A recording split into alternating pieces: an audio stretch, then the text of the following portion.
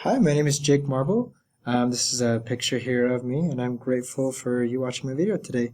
And I'm going to be sharing a couple things actually about my dream career, which is a physical therapist. So basic job description, as you can see here, is I'll be working with patients more on the one-to-one individual basis to help them recovery from injuries, illnesses, or surgeries, for example.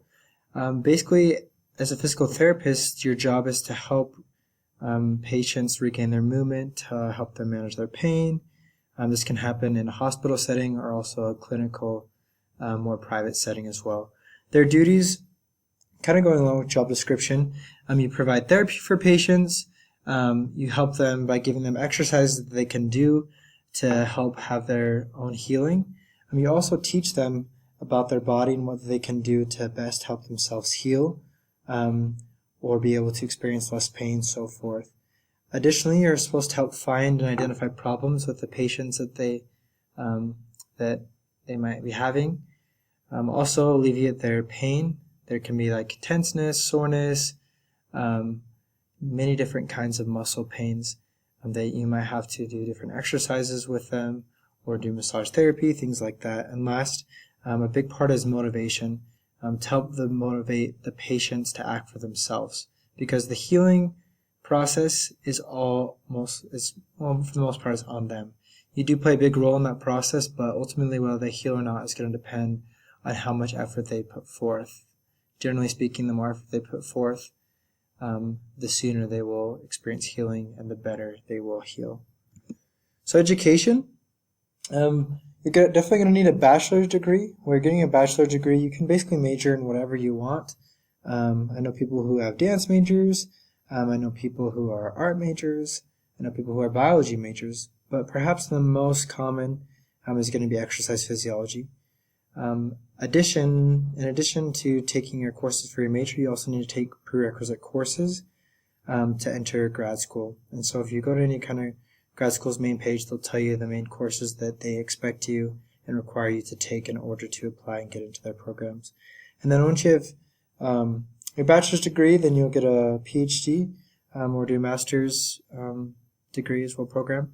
This is generally about 3.5 years, and in that 3.5 years, there's about 6 to 8 months of hands-on clinical experience. Now, this can vary per school. Some have a little bit longer, some have a little bit shorter. It just depends once again on the school, but generally speaking, the more clinical experience, the better. How my education relates to my 4-year plan. Right now it's going to help me get into my grad school in the next 4 years, so that's the main thing of getting my prerequisite classes, everything's like that.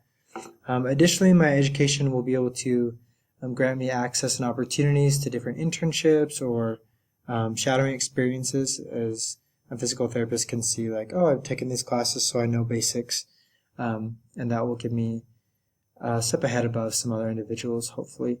Also, it'll form a foundation of knowledge that I'll then use to continue to learn in grad school in the next couple years. And so that's really important, as I need to learn and master these things now, so that way when I get to grad school and it becomes more intense, I'll at least have a strong foundation to build off of. Health psychology specifically is my major. I chose this because when it comes to therapy, generally speaking, it's a lot of a mental battle, getting people motivated to do their exercises, things like that. So I wanted to be able to understand the mind better to help motivate people in their mind. I also love studying the mind in psychology. I feel like also there's so many different career opportunities that if I change my mind, I can still follow my passion. And then also a bonus is many of the prereqs I have to take for graduate school also are under health psychology. So it's kind of a bonus there, killing 2 birds kind of with 1 stone. How it compares to Chapter 13 is pretty much the same, and it pretty much fits in with most of the information in Chapter 13. The biggest difference is with my last reasoning, as it's kind of like my own personal, like easy kind of cheat through. But besides that, most of these ideas fall within the general ideas of Chapter 13. So with that being the case, that's my PowerPoint, and that's my information. Hope you enjoyed it. Let me know if you have any questions. Thanks so much.